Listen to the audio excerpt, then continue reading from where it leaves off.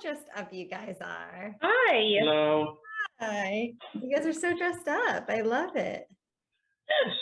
I I wanted, made him go wash his faces. I wanted to wear my Germany shirt because it's the UEFA Cup. And she was like, no, you can't wear your shirt. It's crazy. Yeah. She totally told me, no, I can't wear my shirt, which is that's what I wanted to do. I want to wear my shirt. Okay, yeah. Hopefully you cut that out. It's like date night. It's totally like date night. Oh, good. Awesome. It was hysterical. He asked me what's our favorite song, and I called out like 3 of them, which are our favorites. I think we have like seasonal favorites. Yeah, it depends. It depends on the mood. It was like the Newlywed Show. Right? Yeah. It's totally, hey, you know what? That's what it's called. Yeah.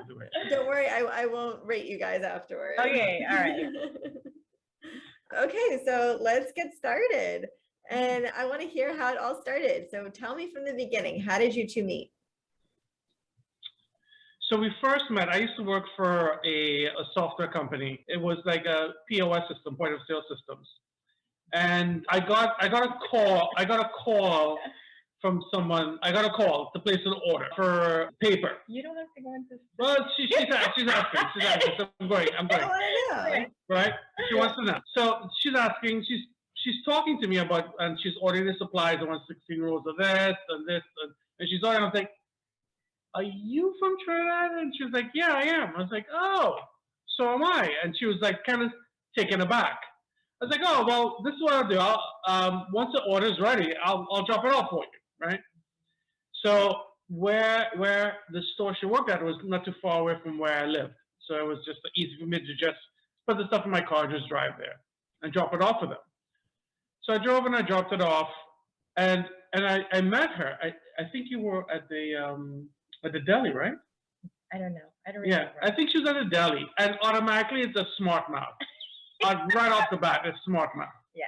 And unfortunately, I don't know how to back down when somebody gives me a smart mouth. So I gave smart mouth too. Like Wow. we were just bickering. Yeah, just and then it just evolved from there, where we were friends for a very long time, just really close friends. She had boyfriends, I had girlfriends, but we were very platonic. We were friends. We used to call each other and bitch about each other's boyfriend or girlfriend at the time. Hopefully this is it's not a PG. Well, I would have to say, yeah, that's pretty accurate. And so, I mean, I think the first time I saw him, I had just moved to the US.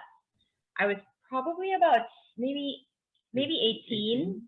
So I was pretty young, and I remember him coming up to me and sort of saying he had the order, and like, we chit-chatted for a little bit, and we were totally the most platonic but best friends for many, many years. Yeah, for a long time. Yeah. Which I think made it really easy when we started having feelings for each other a couple of years in, because there were no secrets, and we like understood, like we grew up together. Yeah. And that's what I think that for me was kind of looking back in hindsight and looking at friends' marriages that may not have lasted. So there was no attraction right away, or was there? Honestly, the amount of times I cussed him out, it wasn't even funny. And that was one of the things when we decided to get together.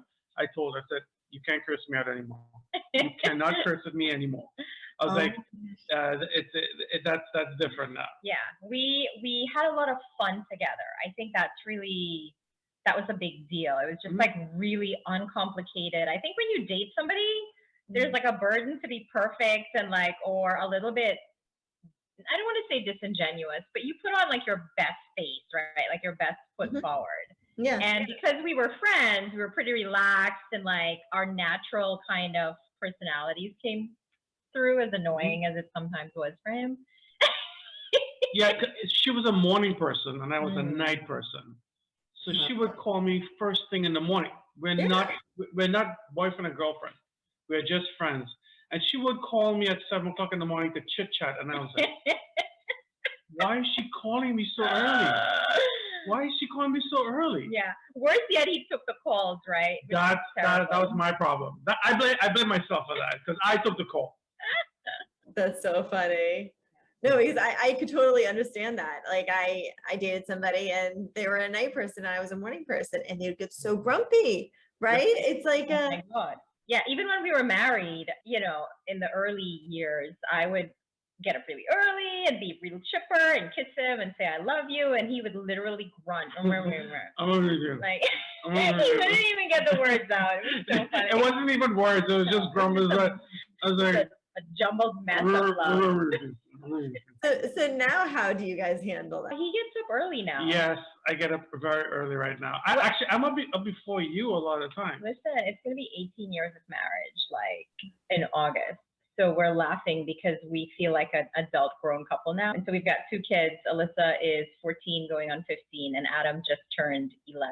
And so I feel like, you know, seasonally we just have had to get up early together with just the kids and like responsibilities. But I still crash out at 10 o'clock and he's like still a late bird. Yeah, So, definitely. yeah. But I still wake up early now. Specifically, I think since I moved to Florida is when I started waking up early because I had to.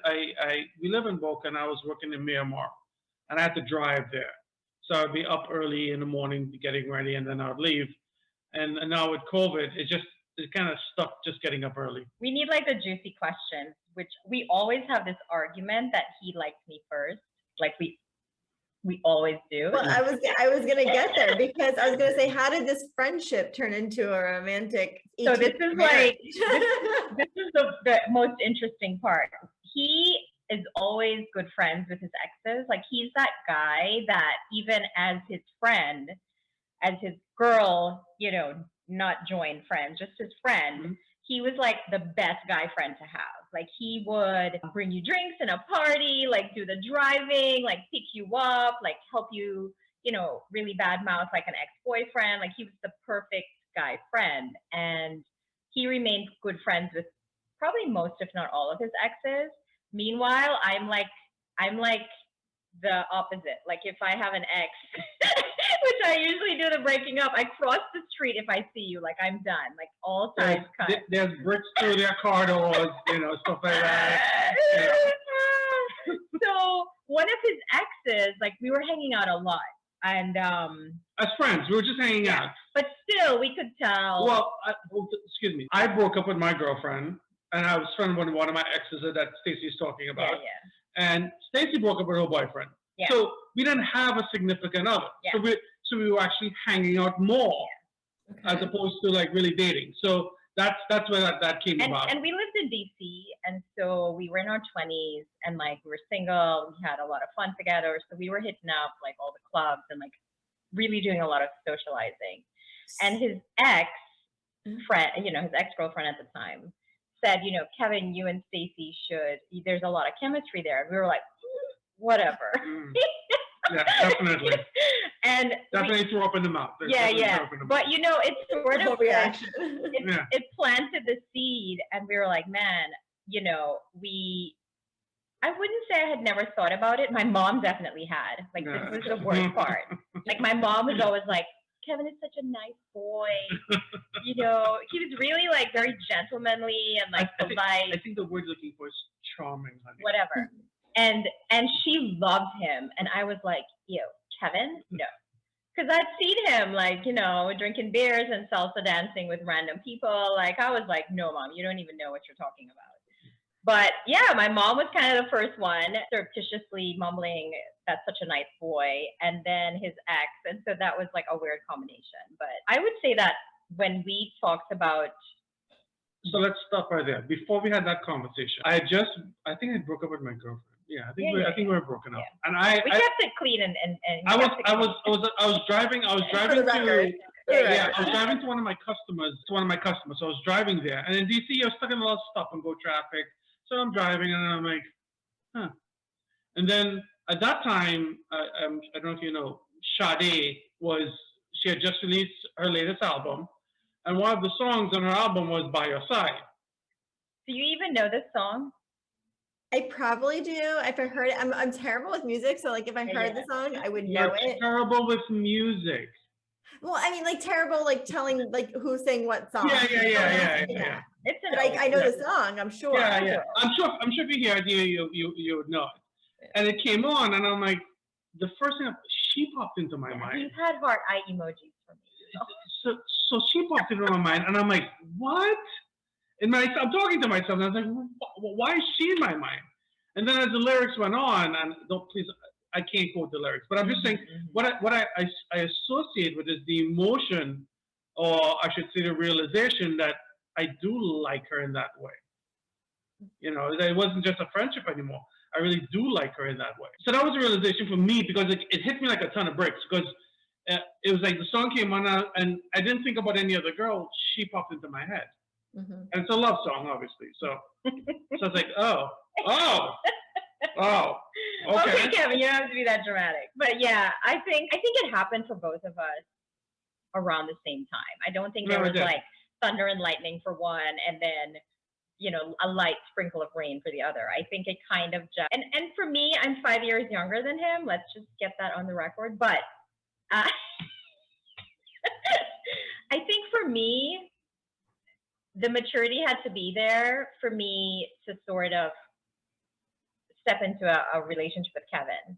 And being his friend, I understood kind of his values. And I think that's really the strongest part of our relationship is even as friends, you know, growing up on an island, coming here as immigrants, like helping, you know, working and putting ourselves through college, we had a lot of like really strong foundational elements that I guess lent itself to a really successful marriage. And we still talk about that. Like we talked about religion and kids and like financial, you know, perspectives, like how do we manage money? And I think that looking again at friends and sort of family members and their relationships and even watching some of those TV shows, like those foundational elements can really rock a marriage and a friendship. I would have to say that, you know, it's been a long time since we've, like I said, we grew up together. And I do know that for the pandemic, for me personally, and I talk about this a lot, you know, we're stuck in the house 24/7 and like we'd never been stuck in the house 24/7 ever. You know, like we had jobs and you'd come home and spend that 2-3 hours. And I realized that I still enjoy him. Like he still makes me laugh and he's still slightly outrageous most of the time. I'm a little bit more conservative, if you will. Yeah. And Kevin's, he really, you know, brings out that wilder side of me. And so I was thankful that we still genuinely love each other and that's always going to be there, but we like each other. And so I think for me, that was like a great relief. You know, it's hard if you don't like the person to stay in a marriage, even if you love them. I think that's just me. Yeah. To add on to that, too, there's a lot of people right now that are in marriages for convenience, and I don't think our marriage is convenient. It is a relationship grounded in mutual respect, which is important, and mental maturity. That we have mental and emotional maturity. I will say it's also grounded in his cooking. He does all of the cooking, and I'm like, babe, I love you so much, but I did not marry you for good looks, even though he is a good-looking guy. I totally fell for the culinary. She always thought I was a good-looking guy. She just kept it under wraps. She didn't want to admit it to herself. I like dark and like moody and handsome. He's like not moody. None of the above. None of the above. Yeah. I will say, like, my dad had the hardest time because, you know, whatever he envisioned for me, it just wasn't Kevin. And Kevin's mom had a hard time because whatever quiet, docile wife she envisioned is just not me. So I do think that navigating, and I think it's important that families kind of love the person that you're with because you come with baggage. You know what I mean? And this is a little off topic. I almost got an ulcer when our parents were supposed to meet. Like I didn't eat for like 3 days. I was so nervous because our parents are so polar opposites, and I was like, I had no idea what was going to happen. Yeah. I was just so Aren't both of your parents from Trinidad? Yeah. But you know, Trinidad, even though it's a small country, I mean, I think they're definitely different tiers. They're also like with any country. It's very similar. It's like let's say someone from Connecticut, parents from Connecticut is meeting some parents from Tennessee. Yeah. Okay. It's just a really different dynamic where they live, where they grow up is very different. And I do. It's not like they're not. It's just they're just different people. Yeah, and I do think that now that I have kids, like, I understand that nobody will ever be perfect for them. Like, I will always want some kind of penultimate something, and that's not realistic, right? They're going to love who they love. And so I do think that we understand that we're growing together, and that's always been, to Kevin's point about emotional maturity, just having the fortitude to have really hard conversations. And we've had a lot of tragedy and a lot of trauma just going through, different life events. And I do think that those things, rightfully so, can either make or break a relationship. And so being really honest about that and sort of navigating it and finding outlets for it that are healthy has really lent itself to us still being able to stand each other 25 years. We've been friends for 25 years. This year was 25 years we met. And so we were laughing in June, I think in June. Long time. Yeah. Yeah. Long time to know each other. So who made the first move? This is such a point of contention. It's so hard. We can't get into that here. We can't. Because there's going to be disagreements all the way around about that. Okay. So just very quickly though, who do you, just I want to hear just like a one or two liners. So I'll tell it just black and white, okay? Kevin, no. No, stop. Just a short, I just want a short, like. So it's real simple. It's real simple. And I'm not going to get into much detail. We were necking. Okay. All right. Simple. All right. And I licked her lips and then she kissed me. I can't believe Kevin just said that. I licked her lips. So he initiated first, is what I'm saying. Kevin, seriously? So Errol, you tell me who made the first move. I licked her lips and she kissed me. Well, I mean, I right. think, yeah. So that's why I'm saying it's a very interesting story, right? It's a very interesting. We still are. You will be going to bed at night, and it's like 11 freaking p.m. And she still brings it and up. I'll be like, you made the first. You made the first one. I'm like, no. You kissed me. Listen, I will be in like an old folks home, and like we're still gonna be arguing. And I will throw my dentures at him. We'll still be arguing about this forever. But as I'm saying, it's an interesting story. It's an interesting story. She's dying.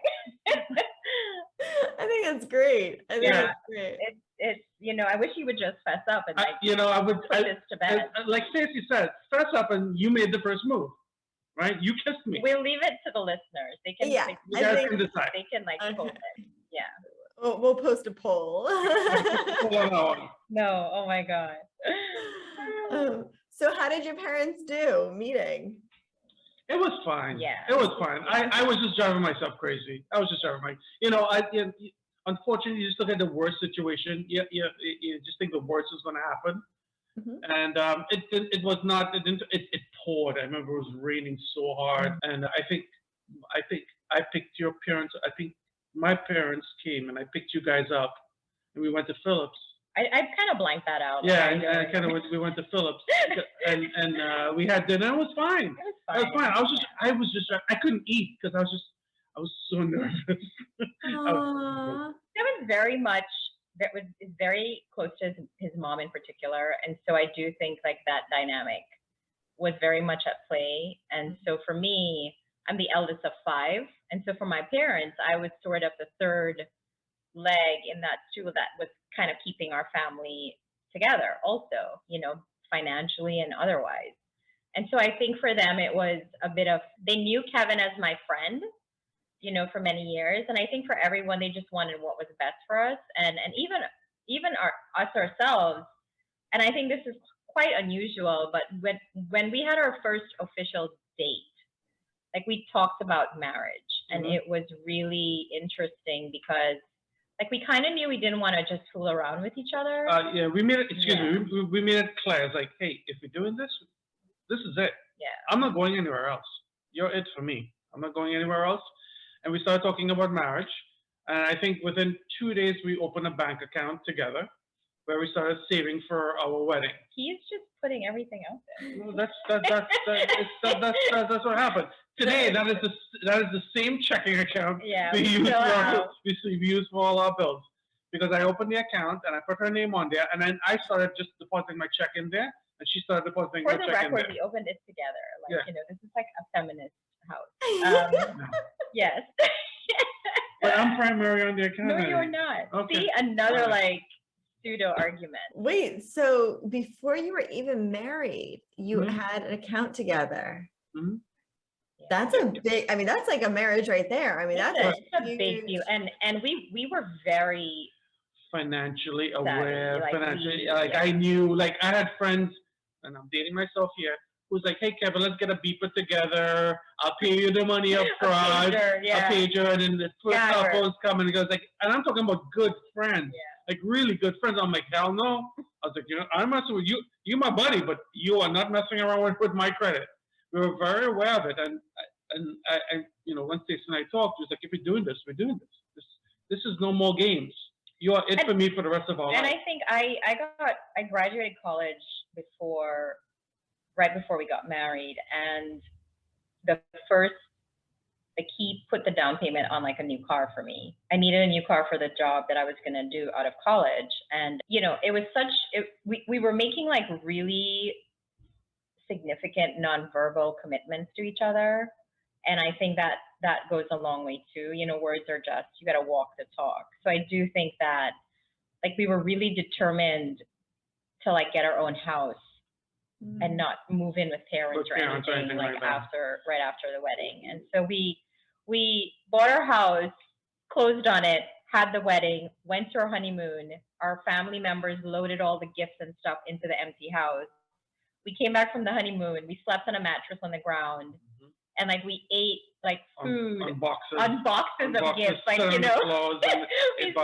So it was like we schlepped it for a while till we financially, and we paid for our own wedding because we didn't want to burden our parents. And so it really was, you know, such a commitment to make this work and to be independent about it, and not, you know, not leverage our parents or make them feel in any way that they had to support us. And we're both firstborns, born in October, so I think that has a lot to do with mentality-wise. Yeah, I mean, like she said, got married. We bought the house a month before. Yeah. We rented back to the previous owner. I mean, we were engaged and getting married. We actually invited the people we bought the house to our wedding because no, they didn't come because they had planned a trip, so they couldn't come.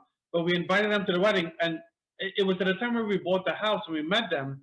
And I don't just how much details we want to go into, but you know, at one point, you know, you're closing on the house and the financing wasn't working out, right? Yeah. And then I remember we went to the closing, the financing didn't working out, and I was like, okay, that's it, we're gonna walk away. And the lady came, and I remember Stacey was sitting in the car, was very upset because you know, the wedding is being planned, she's going to school, she's graduating, there's all this stuff, and Stacey was just broke down, was crying, and the lady walked up and asked Stacey, do you want this house?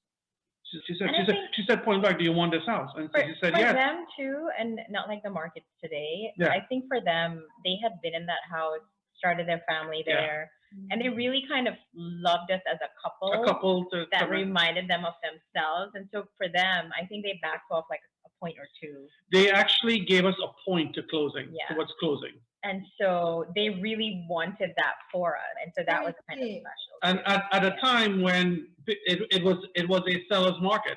At the time we bought, that was a seller's market, and they came, you know, because you know, they came to the table and they heard about, you know, the financing. We were short some money, and mind you, we paid for our wedding, so we had money. We had to pay for the wedding. We're paying for all this stuff. Now it comes to the house. It's like, but closing also was a surprise. Like the extra stuff was a surprise. We were just like, look, we already, you know. So that was really kind of special. It was very special. And she said, "Do you want this house?" And she told Stacey, she says, "Yes, I do." She says, "We're not going to sell to anyone. We'll figure this out." Yeah. And then they came back the next day and says, "Hey, you know what? We're going to give you guys a point towards school," because we were like short, just like a couple $1,000, just like a minuscule amount, but it's short. It doesn't matter. It's like you're winning a race, but you didn't cross the line. On principle, we didn't want to borrow money. Yeah, we didn't want to borrow any money or anything like that. But she came and she said, "You know what, Kevin and Stacey, we're going to give you guys a point towards the house," and that was enough for us to cross the line to actually get the house. Yeah. So how did this proposal happen? So I know my I'm jumping around, but I have to go. Yeah, because, yeah, I'm gonna have to go to that because like yeah, we my went from the wedding to the house to the Yeah. we're He's jumping like around. It's all him. Like you got to get him. no, it's good. Yeah. I just want to know how this I proposal happened because my we don't even know who did birthday. the first kiss. Yeah. So my birthday is in October. It's October 13th, and I was complaining. I'd always my actual birthday had never been fun. The day before, for some reason, had always been fun. Like it fell on the right weekend day or the day after. But the actual birthday, for some reason, was just always a little bit wah. And so he knew that. And so that weekend, it was my birthday. We went to Ocean City because we live, in Maryland. And and the ocean is my favorite place to be. So he got us a nice kind of beachfront, like on the water. And I'm a sleepy girl. Like at 10 o'clock, I was like out. And he waited watching TV. That was crazy. I was going out of my mind. Yeah, I was and going out he of my woke mind. me up at midnight on my the minute my birthday was and proposed to like change that narrative. Yeah. So she can't say she didn't have a good birthday Yeah. anymore. She at least had one. and it was birthday. like 1 in the morning, and I totally called my mom at like 1 in the morning. I'm like, Mom. But yeah, it was. I think the one thing with me with Kevin is that he always listens in a way, like he's always listening to, cues I don't even know I'm giving out, and sort of he acts on it. And my love language is completely acts of service. Like I know that now, but totally these little acts of service really made a difference for me. Yeah. So yeah. And Kevin, how did you know, like what made you decide when like this is the right moment to do this? I'm ready to, Well, it was after the conversation about, my birthday suck or whatever it is, or my birthday suck, and I was like, it'll be good to kind of, let's change that dynamic. In my mind, I'm like, let's change it to let's propose. I'll propose to her on her birthday. So again, now Stacy does a lot of planning, but back then I used to plan a lot of trips and the getaways that we did. Do you want to resume that role?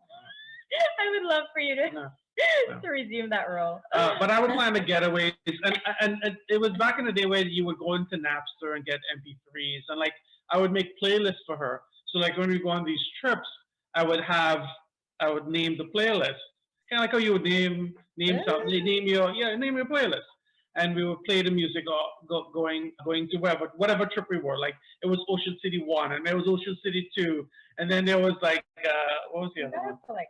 Yeah, there was just all these different playlists that I make that we would listen to going there. What her favorite bands were, or what we were listening to at the time. I didn't know she was going to say yes. I honestly did not know. I did not know that. I think that's why I was going out of my mind, because we were so close. And we decided to get together and everything like that. And I'm like, but you guys are sharing a bank account at this point, right? Yeah, And we were sharing a bank Yes, account. you're going back to the basics. We Yeah. I would hope she's gonna say yes if you're sharing a bank account. Again, I was at 90%, 99, I was at 95%, but you never know. We've watched enough of these reality TVs where guys are so sure, and then the girl comes up and like, yeah, I have this other guy and wherever it is, and I'm like, you never know.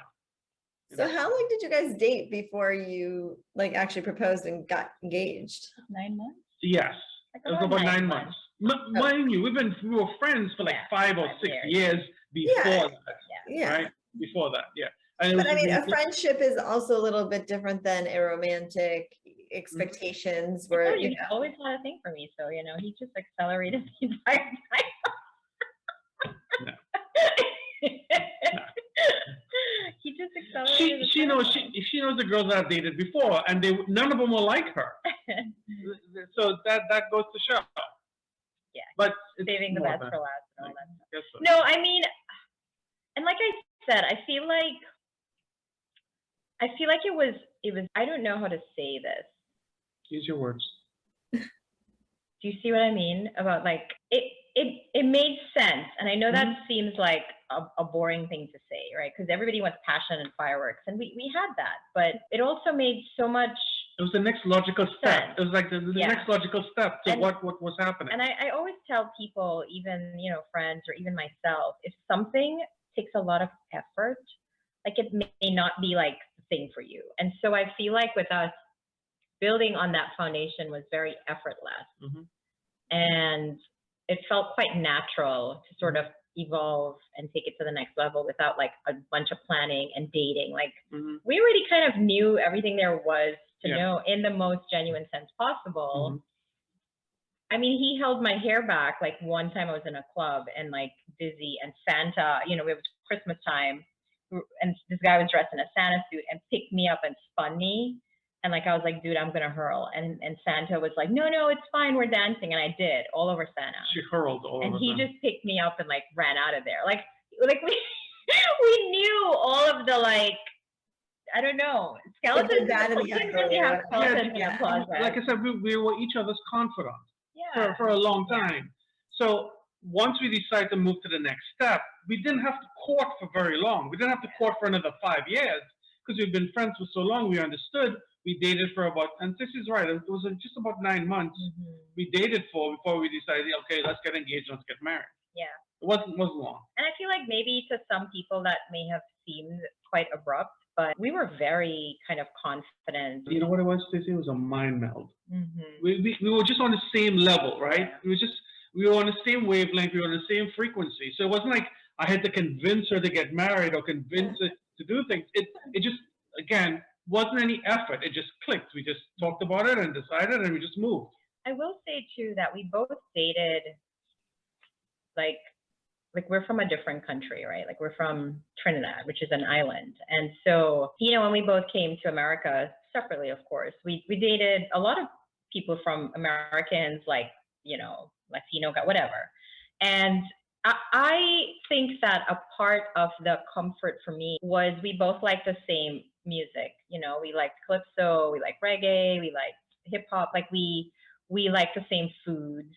And I'm not saying it made it easy. I'm just saying it felt really natural to sort of envision life together where we had so much in common. We were very different, but we had, like I said, all of these foundational elements that were really, really comfortable. You know, he had dated a girl that was Venezuelan, and they had like a language barrier. I mean, they muddled through it, but it was sort of like we're talking kind of with American accents now, kind of. You probably can hear a little bit of accent, but like if you were to just come to our house and we're hanging out, like we're in complete patois, like you probably wouldn't understand what we're saying, but it just felt really comfortable in our own skin to sort of find someone that was from your country and understood the nuances and the struggles of being kind of an immigrant in a foreign country.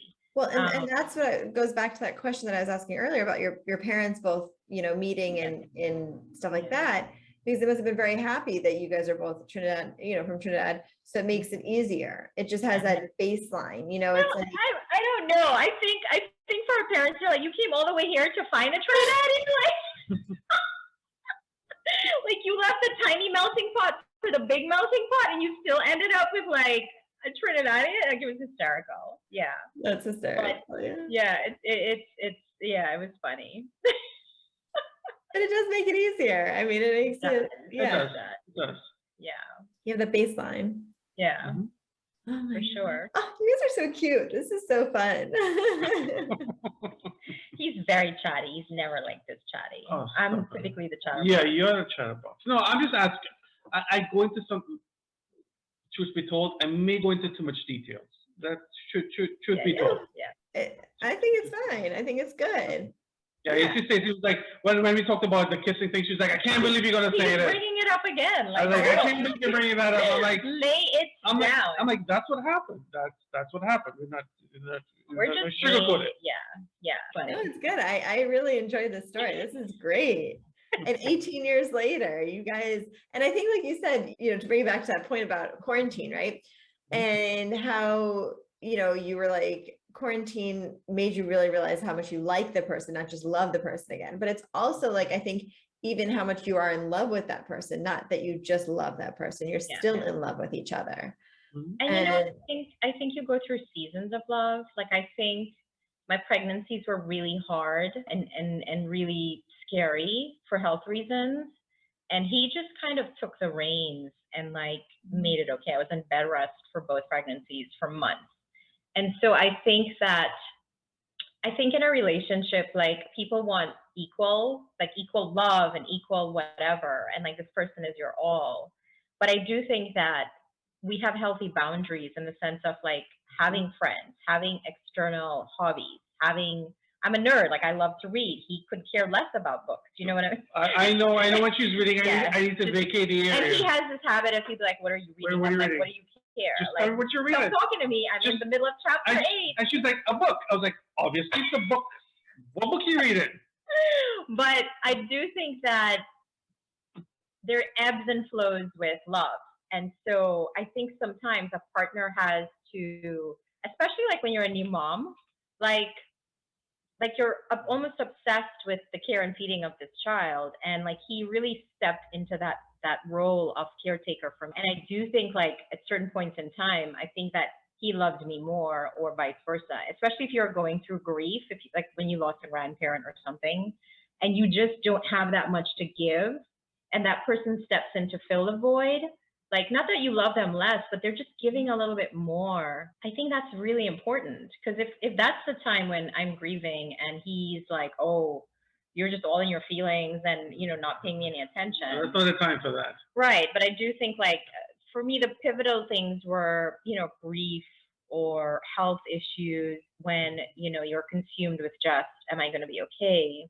And also the care and feeding of like your new even kids right now. Yeah. I think we do play very strong roles, and there's no judgment with that. Like we tee off very well, but I will say like there are times when he has carried a heavier load, and there are times when I've carried a heavier load in our relationship. I just want to record this, please. I just want to record this. You see how he can wreck a perfect. Just go ahead and say that again, please. No. Just say it again, please. But it makes a difference, you know. Like it's not always rainbows and like. No, yeah. but again, it's about, you know, not always being in yourself. You know, what do I need? What, especially when you see somebody's going through something, to be like, well, it's about, you know, okay, so what? Get over it. You know, I'm like, come on, man. You just can't come home with a get over it. You have to let people kind of work through it and see how much I could lessen the burden on you. And I try to make it a mantra over the years, and I think I've gotten within the last couple of years asking sisters, what can I do for you? Yeah. How can I help you? What can I take from you so that you don't have to do it? Because Stacey is very much the alpha. You've met her before. She's very much alpha because she grew up similar to what I did. I was the eldest, and my parents depended on me for so much. So much of taking care of the household and helping my siblings and all this other stuff. So I understand that. I understand it. So I understand she naturally falls into that. It's up to me to say, hey, you know what? You don't have to do this. I can help you. How can I help you? She doesn't do that enough to me, but that's beside the point. Lord have mercy. Is what I do. I do it for her. We had a kind of a groundbreaking event too. Like we both attended, you know, a Tony Robbins, kind of an immersive thing over the holidays. And, you know, he talks a lot about in relationships, the levels of love. And like level 1 is kind of like that really immature love, kind of the me mentality. Like, what are you doing for me? How are you making me happy? And then level 2 is sort of the barter. I do this, you do that. If I do this, I expect that. And it's sort of, as soon as he's not carrying his weight, I fall back into my hidey hole. And then he talks about level 3, which is sort of this real, I'm going to love you through it all, no matter what. And I think that was really enlightening for us in that, you know, from a coaching perspective, being there and being present and loving, period. Like, of course, if they do crazy stuff, like, I think the word is unconditional. Yeah, it's kind of played out a little bit, but it's really unconditional. And that's I mean, it if is. he drags the body in here, like, You're there not may gonna be say nothing. conditions. But You're not going to say nothing. You're not saying anything. but I think for me in particular, and for Kevin too, I think it was really a powerful, because you're never too old to learn anything, right? You have to have kind of that growth mindset. We only know we don't know what we don't know, rather. I do think for me, that was very pivotal in how am I going into, my 40s and my 50s and my 60s and like a season where our kids are growing up and leaving the house soon. How do we love each other in a different season? And so that's really important to start building and thinking about that now, instead of like when it hits us and there's nobody here and we can't, we're on different wavelengths. So I like that we did that, and like we kind of almost created a vision for our life for the next 20 years out together, which even getting married, we hadn't done that. So now we're like, okay, this is what we want financially, this is who we are as a couple, these are our values, and it just creates such a sense of really working as a team. It's very powerful. Thank you guys so much for coming on. This is so much fun. So much fun. Sure. I really get to know more about your marriage and everything, and how you guys met, because well, now that all of the cats are out of the bag. So you have to put that poll up. I licked her and she kissed me. Kevin, what is wrong with you? I licked her lips. Shut up. I'm still pinching him under the table. Kevin, be quiet. We need to figure out who I made was the going first. to share this with my dad, but now I'm like, geez, man. She definitely made the first move. She definitely made the first Kevin, that's not the first move. move. It is the first move. You have to do a poll. Yeah, I'll put a that's poll what- up. I have to do a poll because this is too. Let the poll decide. let the audience. Let the poll decide. I'm right. Okay, in your head you are. Okay. All right. Let's go before I really just throw him off this chair and all of those lovely words go like through the window. Thank you so much. For having us. This is fun. This is fun. It's very interesting. This is great. This is great. Yeah. But I have to know really quickly, what made you just lick her lips? Have you ever licked her lips before? They're really good. They're Do you see that lipstick? yeah. How can you resist? They're like cherries, right? Look at that. They're like plum cherries. They're like plum cherries. I And on like that that. note, I am so red in the face right now. Like, oh my goodness. Hi, puppy. Kevin, no. So yes, I feel like that will sway the audience in the right manner. She asked the question. I let it go. Era brought it back up. She did. She brought it We're back gonna up. have to talk about that very soon.